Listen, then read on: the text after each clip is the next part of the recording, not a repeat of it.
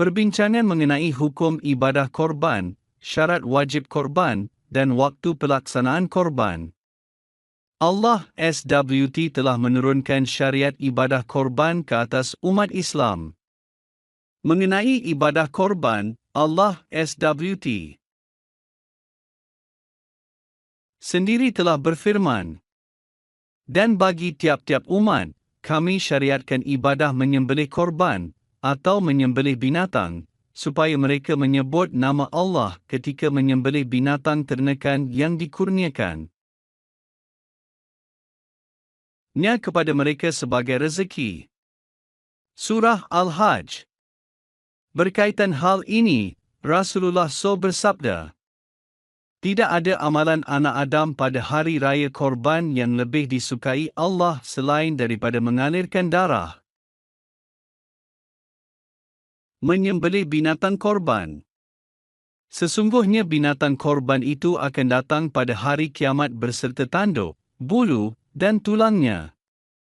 Dan sesungguhnya darah binatang korban itu akan sampai di sisi Allah sebelum ia jatuh ke bumi. Maka, bersihkanlah jiwa kamu, bergembiralah dengan ibadah korban itu."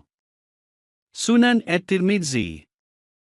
Nabi Karim juga bersabda, "Sesiapa yang mempunyai kemampuan tetapi tidak melakukan ibadah korban, maka janganlah dia menghampiri tempat solat, masjid _dataran kami." Sunan Ibnu Majah. Binatang yang disembelih pada hari Aidiladha dipanggil sebagai udhiyah. Menurut istilah syara, udhiyah bermaksud menyembelih binatang tertentu pada waktu yang ditetapkan dengan niat untuk mendapatkan pahala. Menurut pandangan Imam Abu Hanifah, rahimahullah, melakukan ibadah korban adalah wajib. Manakala menurut pandangan Imam Abu Yusuf dan Imam Muhammad, rahimahumallah, melakukan ibadah korban adalah sunat muakkad. Golongan yang wajib melakukan ibadah korban. Ibadah korban menjadi wajib ke atas seseorang jika terdapat syarat-syarat berikut pada dirinya. 1. Individu tersebut beragama Islam. Oleh itu, tidak wajib bagi orang kafir melakukan korban.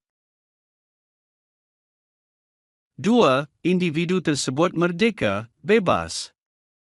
Oleh itu, tidak wajib bagi hamba abdi melakukan korban. 3. Individu tersebut bermukim, bermastautin tidak bermusafir. Oleh itu, tidak wajib bagi musafir melakukan korban. 4. Individu tersebut berkemampuan, kaya. Oleh itu, tidak wajib bagi orang miskin melakukan korban. Walau bagaimanapun, untuk mewajibkan ibadah korban, pemilikan harta pada kadar nisab tidak disyaratkan cukup tempoh setahun, haul. Jika pada hari korban iaitu hari raya, seorang Muslim memiliki harta yang menyamai kadar nisab dan mempunyai lebihan daripada perbelanjaan keperluan asasnya, maka wajib ke atasnya untuk melakukan ibadah korban. Waktu pelaksanaan ibadah korban.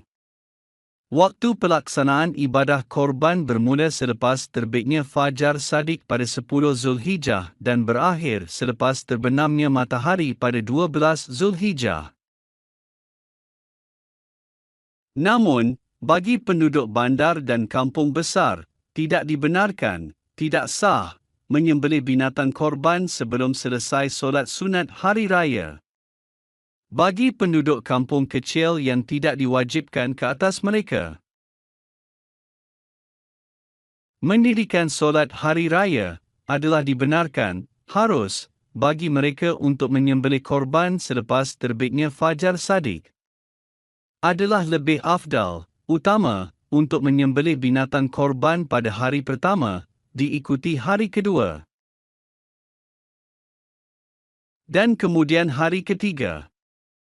Jika seseorang itu mampu menyembelih dengan baik, adalah disunatkan, mustahab, baginya untuk menyembelih sendiri binatang korbannya. Jika dia tidak mahir menyembelih dengan baik,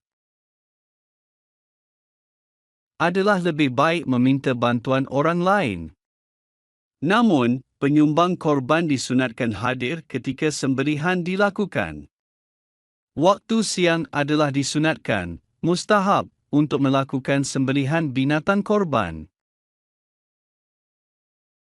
Jika sembelihan dilakukan pada waktu malam, ia adalah dibenarkan, sah, tetapi hukumnya makruh.